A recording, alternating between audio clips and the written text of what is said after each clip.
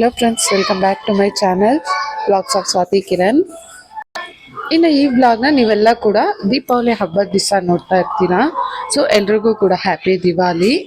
ಇನ್ನು ಈ ವ್ಲಾಗ್ ಬಂದ್ಬಿಟ್ಟು ಧನ್ತೆರಸ್ ದಿವಸದ ವ್ಲಾಗು, ಅಂದರೆ ದನ ತ್ರಯೋದಶಿ ಅಂತಾರೆ. ಆ್ಯಂಡ್ ಆಲ್ಸೋ ಅವತ್ತು ಇನ್ನು ದನ ತ್ರಯೋದಶಿ ಬಂದು ಸ್ಯಾಟರ್ಡೆ ಆಫ್ಟರ್ನೂನ್ 3 o'clock ಇಂದ ನೆಕ್ಸ್ಟ್ ಡೇ ಅಂದರೆ ಸಂಡೇ ಒಂದು ಆಫ್ಟರ್ನೂನ್ವರೆಗೂ ಇತ್ತು.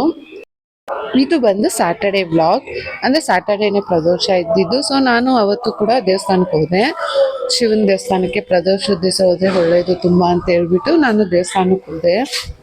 ಇನ್ನು ಧನ್ತೆರಸ ಪ್ರದೋಷ ಅದು ಅಲ್ದಿರ ಶಿವ ಅಂದರೆ ನಮಗೆ ಒಂಚೂರು ತುಂಬ ಕನೆಕ್ಟೆಡ್ ಟು ಹಾರ್ಟ್ ಅಂತಲೇ ಹೇಳ್ಬೋದು. ಸೊ ಅದಕ್ಕೋಸ್ಕರ ನಾನು ಅವತ್ತು ದೇವಸ್ಥಾನಕ್ಕೆ ಹೋಗ್ಬಿಟ್ಟು ಇನ್ನು ನಾನು ಅಂಗಡಿಲಿ ಸೇವ್ ಮಾಡಿದ್ದೆ ಅಲ್ವಾ, ಅದರಲ್ಲಿ ಏನಾದರೂ ತರೋಣ ಅವತ್ತೇ ಅಂತೇಳಿ ಪ್ಲ್ಯಾನ್ ಮಾಡಿಕೊಂಡು ಕೋಲ್ಡ್ ಶಾಪ್. ಆ್ಯಕ್ಚುಲಿ ನನಗೆ ಕೋಲ್ಡ್ ಆಗಿದೆ, ಅದಕ್ಕೆ ವಾಯ್ಸ್ ಒಂಚೂರು ಹಂಗೆ ಹಿಂಗೆ ಇದೆ, ಸ್ವಲ್ಪ ಅಡ್ಜಸ್ಟ್ ಮಾಡ್ಕೊಳ್ಳಿ.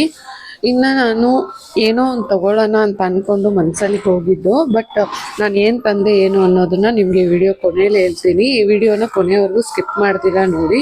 ಈ ವಿಡಿಯೋ ನಿಮ್ಮೆಲ್ಲರಿಗೂ ಕೂಡ ಇಷ್ಟ ಆದರೆ ಲೈಕ್ ಆ್ಯಂಡ್ ಶೇರ್ ಮಾಡಿ, ನನ್ನ ಚಾನಲ್ಗೆ ಸಬ್ಸ್ಕ್ರೈಬ್ ಮಾಡಿ ಸಪೋರ್ಟ್ ಮಾಡ್ತಾಯಿರಿ ಇದೇ ಥರ. ಅಂದರೆ ಈ ಸೇವಿಂಗ್ಸ್ ಆಗಲಿ ಖರ್ಚು ಮಾಡೋದಾಗಲಿ ಎಲ್ಲನೂ ಕೂಡ ನಾನು ನಮ್ಮ ಡ್ಯಾಡಿ ಹತ್ರನೇ ಕಲ್ತಿದ್ದು.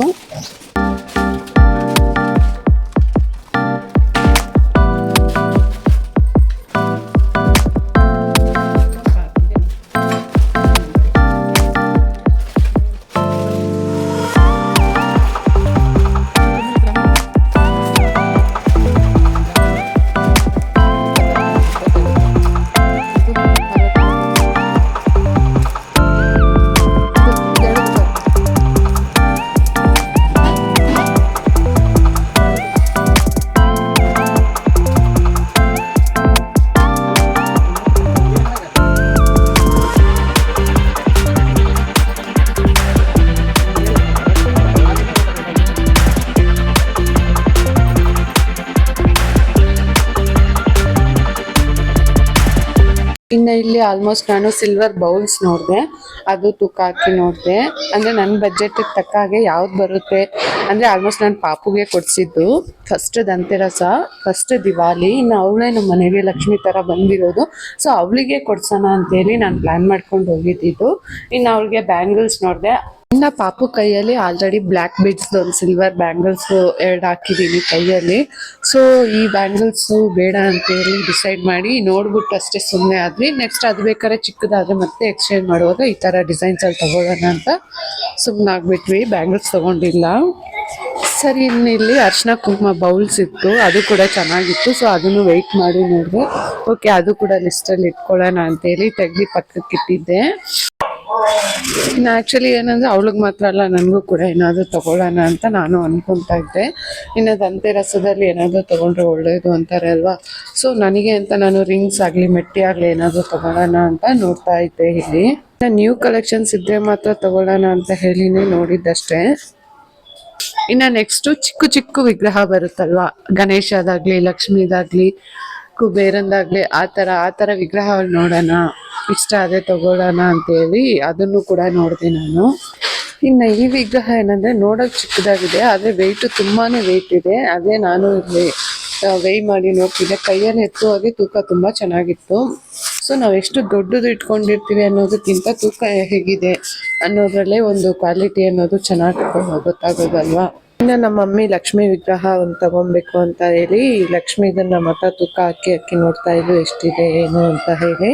ಇನ್ನು ವಿಡಿಯೋ ಲಾಸ್ಟ್ವರೆಗೂ ನೋಡೋಕೆ ಮುಂಚೆ ನಾನು ಇದೇ ತೊಗೊಂಡಿದ್ದೀನಿ ಅಂತ ನಿಮ್ಗೆ ಏನಾದರೂ ಗೆಸ್ಸಸ್ ಇದ್ದರೆ ಕಮೆಂಟ್ ಬಾಕ್ಸಲ್ಲಿ ಕಮೆಂಟ್ ಮಾಡಿ, ನಾನು ರಿಪ್ಲೈ ಮಾಡ್ತೀನಿ. ಖಂಡಿತ ನಾನು ಇದೇ ತೊಗೊಂಡಿರ್ತೀನಿ ಅಂತ ನಿಮ್ಮ ಗೆಸ್ ಏನಿರುತ್ತೆ ಅಂತ ನಾನು ಕೂಡ ತಿಳ್ಕೊಳ್ಳೋಕ್ಕೆ ತುಂಬ ಒಂದು ಇದ್ರಾಗಿದ್ದೀನಿ.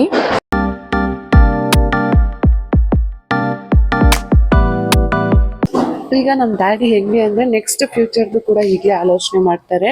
ಅಂದರೆ ನಾಳೆ ನಮ್ಗೆ ಎಮರ್ಜೆನ್ಸಿ ಏನೋ ಒಂದು ದೊಡ್ಡ ಖರ್ಚು ಬರುತ್ತೆ ಅಂದರೆ ಅವ್ರ ಹತ್ರ ಒಂದು ಸೇವಿಂಗ್ಸ್ ಅನ್ನೋದು ಇರುತ್ತೆ. ಆ ಟೈಮ್ಗೆ ಟೆನ್ಷನ್ ಆಗಬಾರ್ದು, ಏನಾದರೂ ಎಮರ್ಜೆನ್ಸಿ ಟೈಮಲ್ಲಿ ಇರಬೇಕು ಅಂತ.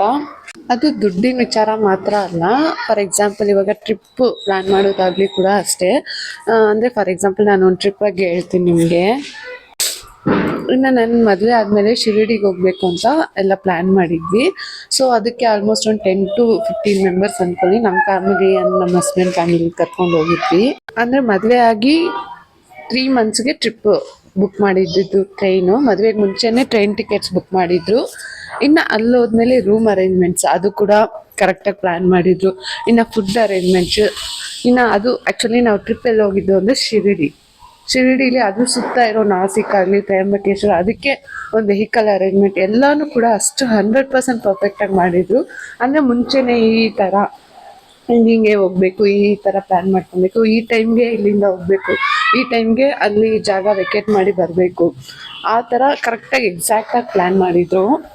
ಡ್ಯಾಡಿ ಹತ್ರ ಇರೋ ಒಂದು ಒಳ್ಳೆ ಪರ್ಫೆಕ್ಟು ಗುಣ ಕಲಿಯೋದು ಅಂತಂದರೆ ಅಂದರೆ ಲಾಸ್ಟ್ ಮಿನಿಟಲ್ಲಿ ಅವ್ರು ಯಾವುದೇ ರೀತಿ ಟೆನ್ಷನ್ ತೊಗೊಳಕ್ಕೆ ಹೋಗೋದಿಲ್ಲ. ಓಕೆ ಅಲ್ಲಿ ಹೋದ್ಮೇಲೆ ಯಾವುದೋ ಒಂದು ರೂಮ್ ಸಿಗುತ್ತೆ ಬಿಡು, ಹೋಗ್ಕೊಳ್ಳೋಣ ಬಿಡು ಅನ್ನೋದಾಗಲಿ, ಅಲ್ಲಿ ಲಾಸ್ಟ್ ಮಿನಿಟಲ್ಲಿ ಯಾವುದೋ ಒಂದು ಟ್ರೈನ್ ಸಿಗುತ್ತೆ ಬಿಡು, ಇಲ್ಲ ಯಾವುದೋ ಒಂದು ಫುಡ್ಡು ಅರೇಂಜ್ ಮಾಡ್ಕೊಳ್ಳೋಣ ಬಿಡು ಅನ್ನೋ ಒಂದು ಲೇಸಿನೆಸ್ ಆಗಿ ಕೇರ್ಲೆಸ್ನೆಸ್ ಇಲ್ಲ ಅವ್ರ ಹತ್ರ. ನಾವು ಟ್ರಿಪ್ ಸ್ಟಾರ್ಟ್ ಮಾಡೋಕ್ಕೆ 15 to 1 month 15 days to 1 month ಮುಂಚೆನೇ ಅದ್ರ ಬಜೆಟ್ ಇಷ್ಟ ಆಗುತ್ತೆ, ರೂಮ್ಗೆ ಇಷ್ಟ ಆಗುತ್ತೆ, ರೂಮ್ ಇಲ್ಲಿ ಅರೇಂಜ್ ಮಾಡಿದ್ದೀನಿ, ಫುಡ್ಡು ಈ ಹೋಟ್ಲಲ್ಲಿ ತಿನ್ಬೋದು, ವೆಹಿಕಲ್ಸು ಇಲ್ಲಿ ಅರೇಂಜ್ ಮಾಡ್ಬೋದು, ಆನ್ಲೈನ್ ಆಗಲಿ ಯೂಟ್ಯೂಬ್ ಆಗಲಿ ಎಲ್ಲಾದರೂ ನೋಡಿ ಹೋಟೆಲ್ ನಂಬರ್ಸು, ವೆಹಿಕಲ್ ನಂಬರ್ಸು, ಅಲ್ಲೇ ಹೋಟೆಲ್ ಅವ್ರಿಗೆ ಕೇಳಿ ವೆಹಿಕಲ್ ನಂಬರ್ಸ್ ತಗೊಳ್ಳೋದಾಗಲಿ ಎಲ್ಲನೂ ಕೂಡ ಅರೇಂಜ್ ಮಾಡಿ ಪರ್ಫೆಕ್ಟಾಗಿ ಇಟ್ಕೊಂಡ್ಬಿಟ್ಟಿರ್ತಾರೆ 1 month ಮುಂದೆ. ಲಾಸ್ಟ್ ಮಿನಿಟ್ ಅಲ್ಲಿ ಹೋದ್ಮೇಲೆ ನಮಗೆ ಯಾವುದೇ ರೀತಿ ಟೆನ್ಷನ್ ಬರಬಾರ್ದು, ಅಯ್ಯೋ ಇದಿಲ್ವಾ ಏನು ಮಾಡೋದು, ಆ ಟೈಮಲ್ಲಿ ಹೋಗಿ ನಾವು ಕರ್ಕೊಂಡೋದವ್ರಿಗೆಲ್ಲ ಕೂಡ ತೊಂದರೆ ಆಗಬಾರ್ದು ಅಂತೇಳಿ ಎಲ್ಲರಿಗೂ ಕೂಡ ಒಂದು ಕಂಫರ್ಟಬಲ್ ಫೀಲ್ ಕೊಟ್ಟು ಕರ್ಕೊಂಡ್ಬರ್ತಾರೆ.